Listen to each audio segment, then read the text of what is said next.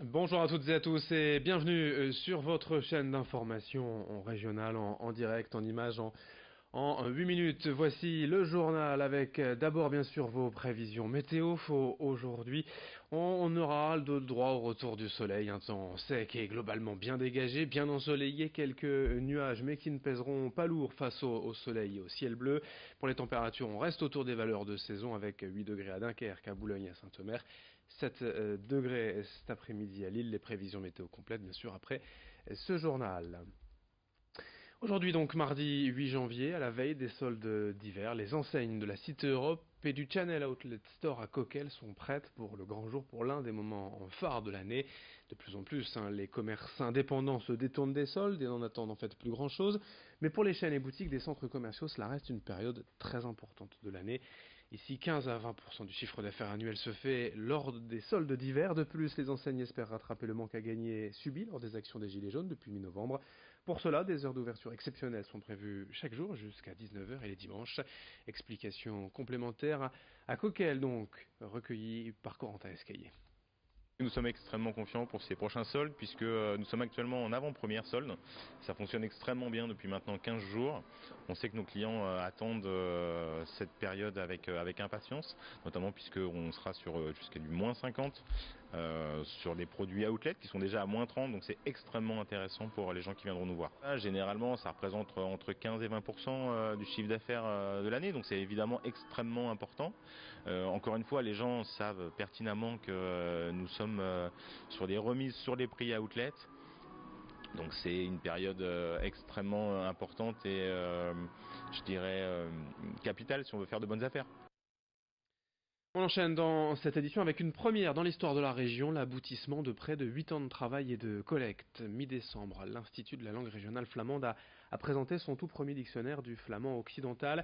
En tout, on y trouve près de 23 000 entrées, 12 300 mots flamands, 5 500 expressions, rassemblées sur 672 pages. Le flamand occidental, c'est le nom officiel de la langue régionale en usage dans le Nord, un nom d'ailleurs validé par l'UNESCO et le ministère de la Culture, reconnu comme langue régionale depuis 1999. Le flamand occidental compterait environ 50 000 locuteurs aujourd'hui, mais la transmission aux jeunes est assez faible. Ce dictionnaire franco-flamand doit donc permettre un meilleur apprentissage. Explication au micro de Margot Sey. Le flamand occidental a été une promesse de campagne de Xavier Bertrand. Il avait promis de s'occuper du flamand, c'est chose faite. Il nous a mandaté avec ma collègue Bénédicte Crépel pour mener un diagnostic de l'existant du flamand occidental. Et donc, suite à ce diagnostic, on a bien vu qu'il fallait faire quelque chose pour le flamand, parce que si on faisait plus rien pour le flamand, il allait mourir. Donc là, on est en train de monter un office public du flamand occidental. Et en attendant de monter cet office, on a voulu mettre en place déjà quelques actions concrètes. Et donc aujourd'hui, la sortie de ce dictionnaire du flamand occidental est une action concrète d'aide de la région pour le flamand, puisqu'il est financé à 70% par la région. Le grand angle de la rédaction aujourd'hui sur Grand Littoral TV à la découverte d'une formation de conseiller funéraire ouverte il y a plus d'un an déjà à Longnes. Loin de l'image sinistre du croque-mort, les pompes funèbres offrent de réelles possibilités de carrière privilégiant l'empathie et le respect des familles. Reportage signé Marine Kijek. Après avoir enchaîné plusieurs emplois, Géraldine a repris une formation. Le secteur qui l'intéresse, le funéraire, un choix pas si surprenant que cela. J'avais déjà travaillé dans le funéraire il y a 8 ans, pour quelques mois en tant que vendeuse, et c'est un milieu qui m'a plu. La formation est dispensée par Guy Humetz, conseiller funéraire à la retraite, qui a ouvert son école à son domicile. En groupe restreint, 4 élèves, pas plus. Il partage son expérience et prodigue ses conseils. Il faut être à l'écoute des gens, surtout, il faut avoir beaucoup d'empathie. Bon, je suis pas en train de vous dire qu'il faut pleurer avec la famille, on n'est pas là pour ça, mais il faut de l'empathie et surtout il ne faut pas confondre le métier de conseiller funéraire et commercial.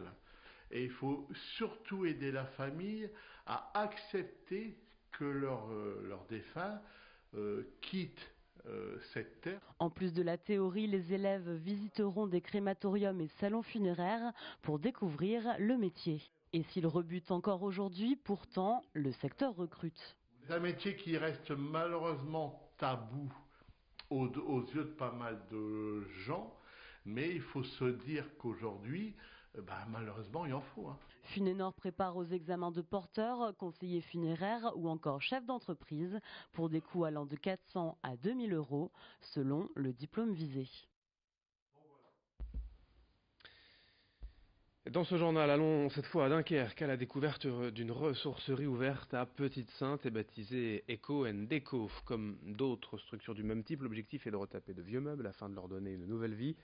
À l'origine, le mobilier et le bois sont récupérés dans les déchetteries, puis tout est poncé, réparé, repeint, avec l'aide d'un designer également, pour redonner un peu de modernité à ces meubles anciens. Mais au-delà même de la dimension environnementale, ici la ressourcerie a aussi une démarche et une ambition sociale, car travaille des personnes en réinsertion. Explication recueillie par Marine Kijek. Il est simple à travailler, on peut le démanteler complètement le mobilier et puis lui redonner un aspect tout autre. Il y a du mobilier qu'on peut remettre dans le circuit sans vraiment y toucher. Donc effectivement, il y a une possibilité de réutilisation et de valorisation derrière avec, il y a un potentiel monstre quand même. C'est juste aux gens de prendre conscience qu'au lieu d'acheter, il y a peut-être possibilité de réutiliser un mobilier qui a déjà vécu avec son histoire. Enfin, ça peut être toujours aussi sympa. Et puis quand on est un peu bricoleur, de le refaire éventuellement soi-même ou de passer commande, on le fait pour vous, quoi. Et puis une dernière image aussi pour terminer sur Grand Littoral, cette édition à Boulogne. Vous avez forcément remarqué depuis cet été cette immense fresque en arrivant par Wimereux, une œuvre réalisée sur une maison du boulevard Sainte-Beuve, représentant un cycliste en train de fondre sur son vélo. Intitulée La vague de chaleur, la fresque vient d'être classée parmi les 18 plus belles œuvres de street art au monde en 2018. Selon le site néerlandais Street Art Today qui classe chaque année les plus belles réalisations, celle-ci est donc signée de l'Australien Fintan Maggi. Elle a été réalisée en à peine 2 jours en août dernier lors du festival de street art qu'organise la ville. Une fierté évidemment pour Boulogne et la preuve que l'on peut faire parler de la ville de bien belle manière grâce à l'art urbain. Fin de cette édition sur Grand Littoral TV. Dans un instant à suivre vos prévisions météo, d'autres infos dès le prochain quart d'heure. Merci de votre fidélité.